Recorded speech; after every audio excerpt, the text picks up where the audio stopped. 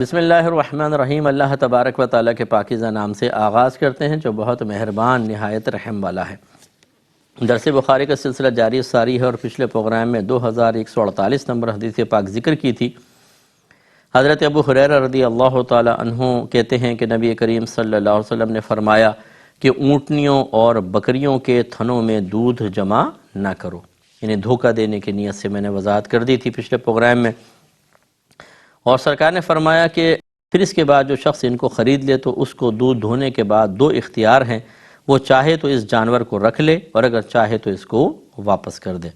اور اس کے ساتھ 1 صاع یعنی 4 کلوگرام کھجوریں بھی دے۔ تو ہم نے آپ کو پچھلے پروگرام میں واضح طور پہ سمجھایا کہ حضرت ابو ہریرہ رضی اللہ تعالیٰ عنہ غیر مجتہد صحابی ہیں۔ غیر مجتہد صحابی جب کوئی روایت بیان کرتا ہے اور وہ بالکل قیاس کے اور دیگر شرعی ضابطوں کے خلاف ہوتی ہے تو پھر یہ گمان ہوتا ہے کہ شاید ان کو سمجھنے میں صحیح سمجھ نہیں آیا، انہوں نے نبی کریم سے سنا اور اس طرح بیان کر دیا، تو پھر اس صورت میں احناف کے نزدیک قیاس پر عمل ہوگا، دیگر دلائل شرعیہ سے استدلال کیا جائے گا، اور دیگر دلائل شرعیہ یہ کہتے ہیں کہ اگر کوئی چیز کسی کو کوئی نقصان ہوتا بھی ہے تو جب وہ اصل شے نہیں رہتی تو اس کا بدلہ دیا جاتا ہے، اصل شے کے ہوتے ہوئے اصل شے بھی دے دو اور بدلہ بھی دے دو، یہ تو مطلب مناسب ہی نہیں ہے، شریعت کیسے ایسا فیصلہ کر سکتی ہے؟ پھر جتنا نقصان ہوا اتنا آپ کو بھرنا ہوگا۔ اگر 2 کلو دودھ نکالا، یہ 2 کلو دودھ بھی دیں اور 4 کلو کھجوریں دیں، یہ کیسے ہو سکتا ہے؟ اصل بھی اس کو دے دیں، بدلہ بھی دے دیں، لیا تھا 2 کلو اور 4 کلو آپ نے واپس کر دیا، یہ کیا بات ہوئی؟ اور اسی طریقے سے پھر یہ جو آپ بدلہ دیتے ہیں یا تو اس کی مثل ہوتا ہے، جیسے گندم لی تھی تو گندم دے دیا آپ نے، یا اس کی قیمت ہوتی ہے، جیسے آپ نے بکری لی اور مر گئی، اب بکری تو نہیں دے سکتے دوسری، تو آپ نے قیمت دے دی، جبکہ یہاں کھجور دودھ کا نہ مثل بنتی ہے اور نہ اس کی قیمت بنتی ہے۔ خلاصہ کلام یہ کہ عقلی لحاظ سے یہ حدیث ناقابل عمل نظر آتی ہے، اور جیسے کہ میں نے پچھلے پروگرام کے لاسٹ میں آپ کو 2 آیات سنائی تھی، تو سورہ بقرہ کی آیت نمبر 194 تھی کہ فَمَنِ اعْتَدَى عَلَيْكُمْ فَاعْتَدُوا عَلَيْهِ بِمِثْلِ مَا اعْتَدَى عَلَيْكُمْ، سو جو شخص تم پر زیادتی کرے تم بھی اس پر اتنی ہی زیادتی کرو جتنی اس نے تم پر زیادتی کی ہے۔ زیادتی کرو سے مراد تم اس سے بدلہ لے سکتے ہو، جتنا اس نے تمہارے سے زیادتی کی اتنا بدلہ لے سکتے ہو، تو برابر کا بدلہ بالکل برابر ہونا چاہیے، جبکہ ابھی جو حدیث میں ہے اس میں بڑا تفاوت ہے، تو یہ مزاج شرع کے خلاف اور قرآن حکم کے مطابق نہیں ہے۔ اس طرح سورہ نمل آیت نمبر 126 وَإِنْ عَاقَبْتُمْ فَعَاقِبُوا بِمِثْلِ مَا عُوقِبْتُمْ بِهِ، اور اگر تم ان کو سزا دو تو اتنی ہی سزا دینا جتنی تمہیں تکلیف پہنچائی گئی ہے۔ یہ بھی آیت برابری کا تقاضا کر رہی ہے، جبکہ جو حدیث ہے اس میں تفاوت آ رہا ہے۔ اسی طرح اللہ تعالیٰ فرماتا ہے وَجَزَاءُ سَيِّئَةٌ مِثْلُهَا، شورى آیت نمبر 40، اور برائی کا بدلہ اسی کے مثل برائی ہے۔ تو مماثلت کو شریعت پسند کر رہی ہے، جبکہ حدیث میں اس طریقے سے معاملات آئے، لہٰذا علماء فرماتے ہیں کہ ان آیتوں کا تقاضا یہ ہے کہ اگر کوئی شخص زیادتی کرے تو اس کے بدلے میں اس کے خلاف اتنی ہی زیادتی کی جائے۔ اور مسرات کی حدیث کے مطابق بائع نے تھنوں میں دودھ جمع کر کے خریدار کے ساتھ زیادتی کی ہے، اور جب خریدار پر یہ لازم کیا جائے کہ وہ جب بکری واپس کرے تو اس کے ساتھ 1 صاع کھجوریں بھی واپس کرے، تو یہ اتنی ہی زیادتی نہیں ہے جتنی تھنوں میں جمع شدہ دودھ کی قیمت، کیونکہ تھنوں میں جمع شدہ دودھ کی قیمت 1 صاع کھجوروں کی قیمت سے کم بھی ہو سکتی ہے اور زیادہ بھی ہو سکتی ہے، لہٰذا مسرات کی حدیث پر عمل کرنا ان آیات پر عمل کرنے کے خلاف ہے۔ اور امام اعظم ابو حنیفہ رضی اللہ تعالیٰ عنہ کا اصول یہ ہے کہ جب قرآن مجید اور احادیث میں تعارض ہو، ٹکراؤ پیدا ہو، تو وہ قرآن مجید پر عمل کرتے ہیں اور اس حدیث کے عمل کو ترک کر دیتے ہیں۔ اس وجہ سے امام اعظم ابو حنیفہ رضی اللہ تعالی عنہ نے حدیث مسرات پر عمل نہیں کیا ہے۔ تو خلاصہ کلام یہ کہ فقہ حنفی کو ماننے والے جو احناف ہیں، جو حنفی حضرات ہیں، وہ اس حدیث کے مطابق عمل نہیں کریں گے۔ اگلی حدیث کو دیکھیں، 2149 نمبر حدیث پاک ہے۔ حضرت عبداللہ بن مسعود رضی اللہ تعالیٰ عنہ کہتے ہیں کہ جس نے ایسی بکری خریدی جس کے تھنوں میں دودھ جمع کیا ہوا تھا، پھر اس کو واپس کیا تو وہ اس کے ساتھ 1 صاع بھی واپس کرے، اور نبی کریم صلی اللہ علیہ وسلم نے فروخت کرنے والوں سے پہلے ملاقات کرنے سے منع فرمایا، یعنی ان کے شہر پہنچنے سے پہلے۔ تو یہاں حضرت عبداللہ بن مسعود ہیں جو اگرچہ بڑے اچھے زبردست علم رکھنے والے صحابی ہیں، لیکن ان کی حدیث بھی وہی حضرت ابو ہریرہ رضی اللہ تعالی عنہ کی حدیث کے مطابق چونکہ موافقت نہیں رکھتی ہے شرعی ضابطوں رسولوں سے، لہٰذا اس پر بھی عمل نہیں کیا جائے گا۔ اگرچہ اکثر احناف حضرت عبداللہ بن مسعود رضی اللہ تعالی عنہ کی احادیث پر عمل کرتے ہیں، لیکن یہاں قیاس کا تقاضا یہی تھا کہ اس کو چھوڑا جائے، کیونکہ اس حدیث پر عمل کرنے سے جو خریدنے والا ہے اس پر زیادتی لازم آ رہی ہے اور شریعت اس کو پسند نہیں کرتی ہے۔ اس میں ایک یہ چیز بس اور دیکھ لیں جو میں نے پچھلے پروگرام میں عرض کی تھی، لیکن پھر ٹائم کی کمی کی بنا پر بیان نہیں کر سکے، کہ نبی کریم صلی اللہ علیہ وسلم نے گائے یا بکری کے تھنوں میں دودھ کو جمع کرنے سے منع کیا، اور اس کی اصل علت کیا ہے؟ دھوکہ دہی، کہ آپ سمجھیں گے بہت دودھ دینے والی ہے اور لے لیں گے، اور پتہ چلے گا کہ جی بعد میں وہ تو دودھ ہی نہیں دے رہی ہے، بہت ہی کم دے رہی ہے، تو یہ غلط ہوگا۔ تو جو اس شعبے سے وابستہ ہیں میری ان سے گزارش ہے کہ ایک تو وہ دھوکہ دہی نہ کریں، انجیکشن لگا کر بھینسوں کو اور ان کا دودھ بڑھا دینا اور کسی کو بڑھے ہوئے دودھ کے ساتھ بیچ دینا، اور پھر جب انجیکشن لگانا چھوڑ دیں تو دودھ کا بہت زیادہ گھٹ جانا، یہ بھی ایک دھوکہ ہے۔ اس سے بھی شریعت نے منع کیا، اور اس سے بیماریاں پھیلتی ہیں اور یہ مضر صحت بھی ہوتا ہے۔ لیکن اکثر جو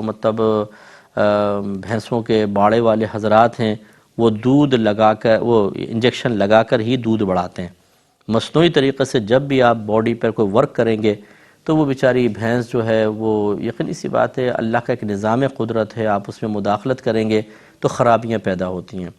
پھر اس کو لگا کے انجیکشن دودھ نکال لیتے ہیں، وہ زیادہ دودھ دیتی رہتی ہے، دکھا بھی دیں گے، بعد میں کسی کے حوالے کر دیں گے، انجیکشن نہیں لگے گا تو دودھ بہت ہی گھٹ جائے گا۔ یہ اس طریقے سے دھوکہ دہی میں ہی آئے گا۔ یوں ہی جانور خریدنے جاتے ہیں، جیسے بکرے ہیں یا دمبے ہیں، ان کو بیسن والا پانی پلا دیتے ہیں، جس سے وہ پیٹ پھول جاتا ہے، بیچاروں کا گیس ہو جاتی ہے، کیا پیٹ پھول جاتا ہے بہت زیادہ، تو بڑا صحت مند نظر آتا ہے۔ تو یہ ٹیکنیک استعمال کرتے ہیں، گھر میں لاتے ہیں، بیچارے کو موشن لگ جاتے ہیں، اور اچھے سے اچھا چارہ دے دیں وہ بیچارہ سکڑنا شروع ہوتا ہے، تو حیران ہو جاتے ہیں کہ گھر میں لائے تو اور زیادہ سکڑنا شروع ہو گئے۔ یہ چیزیں صحیح نہیں ہیں، اس طرح دھوکہ دہی نہیں کرنی چاہیے۔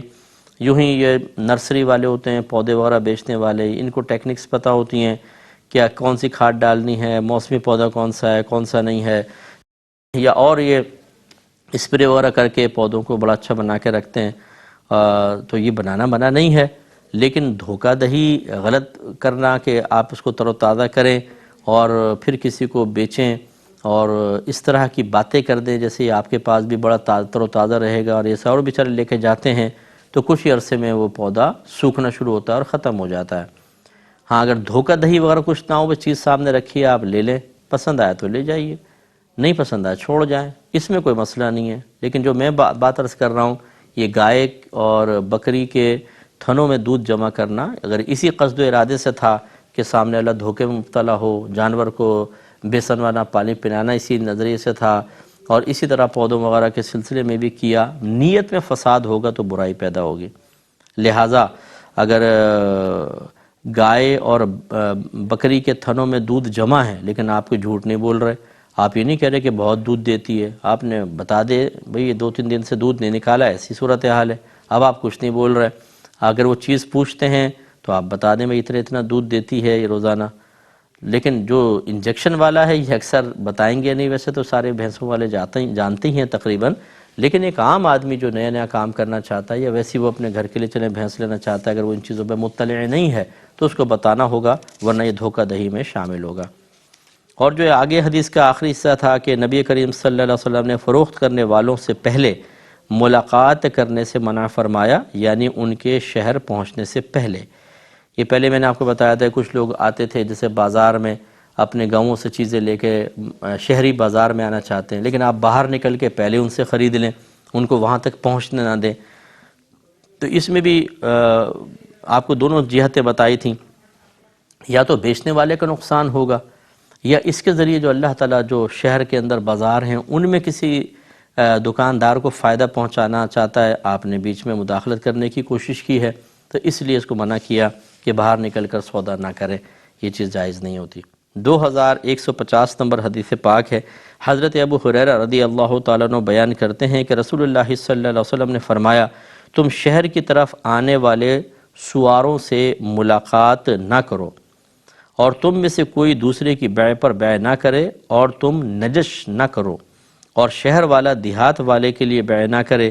اور تم بکریوں کے تھنوں میں دودھ جمع نہ کرو، اور جو اس کو خرید لے اس کو دو چیزوں میں سے بہتر کا اختیار ہے،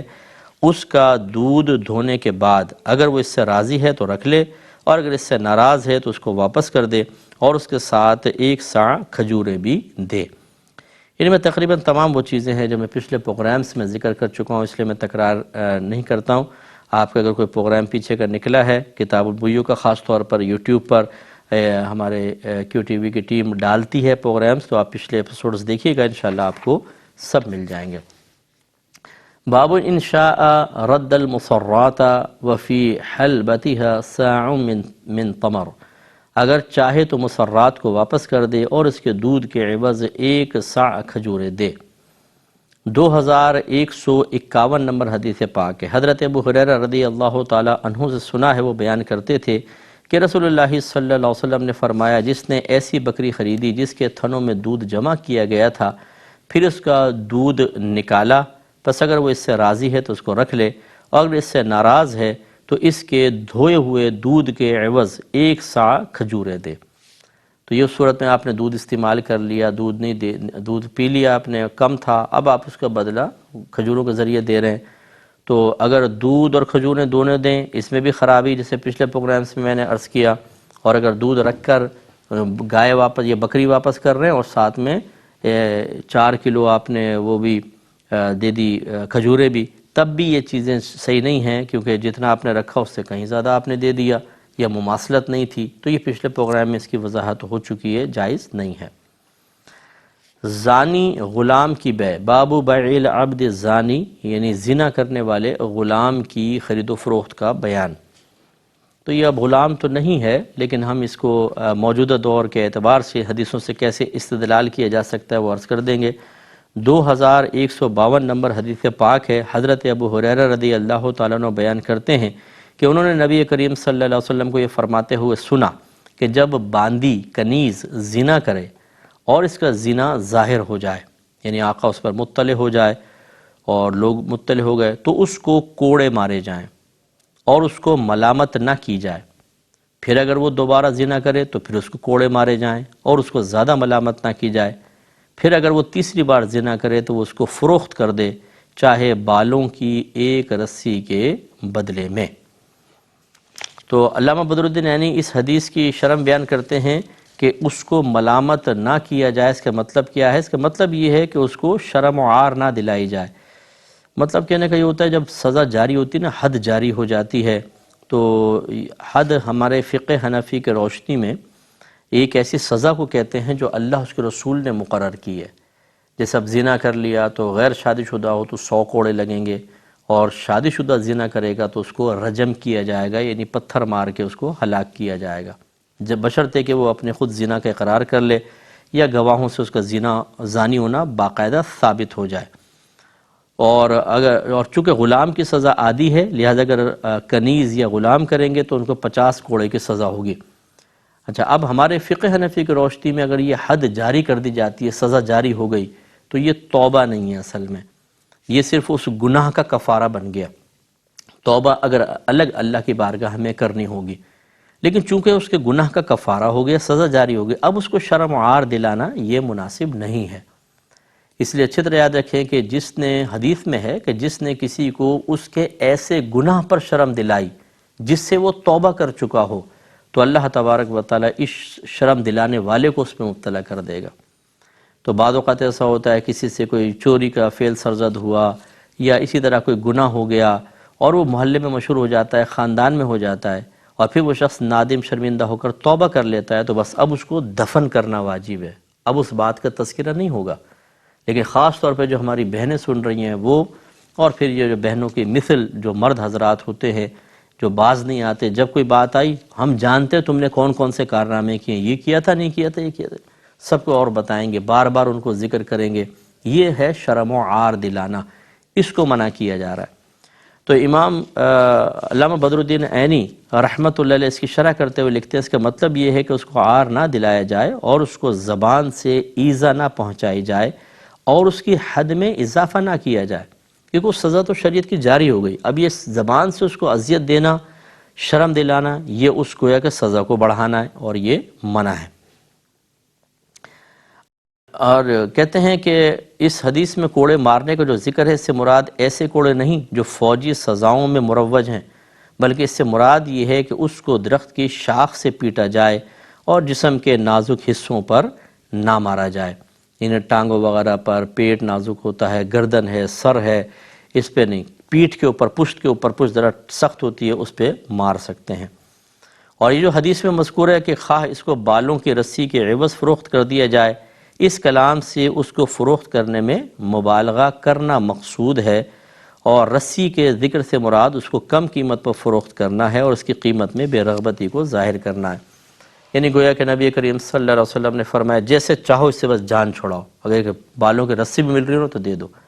تو یہ نہیں کہ بالوں کی رسی کے بدلے میں مراد جتنی کم قیمت مل رہی ہو اس کو بیچ دیا جائے، کیونکہ غلام ہو یا باندی ہو، غلام میں مطلب اس طرح کے عیوب کہ وہ زانی ہے یا معاذ اللہ بدفعلی کا